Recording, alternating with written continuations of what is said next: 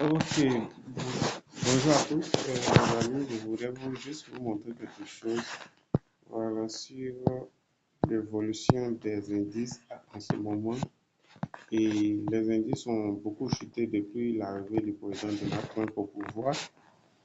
Et en quelque sorte, c'était prévisible, quoi, parce que si on se réfère au yield curve qui a réussi à prédire plusieurs crises dans le passé, notamment la crise de coronavirus.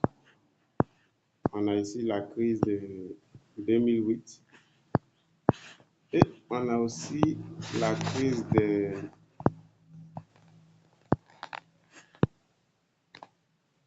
la crise des points comme voilà, la bulle technologique. Voilà. Même si le signal n'était pas encore bien arrivé et les indices ont commencé à chuter. Voilà. À part ça aussi, il y a beaucoup d'autres crises dans le passé, mais le principe, il est simple. Pour notre indicateur ici, US10 moins US1. Voilà, donc c'est le yield curve. Si vous tapez sur Internet, vous allez vous renseigner, vous allez trouver. En gros, qu'est-ce que ça montre? Ça montre que les obligations à 10 ans sont actuellement moins intéressantes que les obligations à 1 an.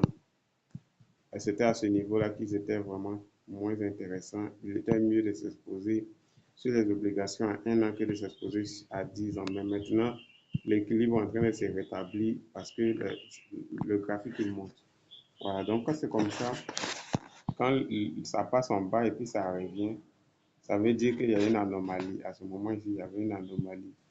Donc, malgré tout, les indices, ils ont quand même continué à augmenter. Donc, d'un moment à un autre, il allait avoir un crash. Et merci à Trump qui est venu provoquer ce crash.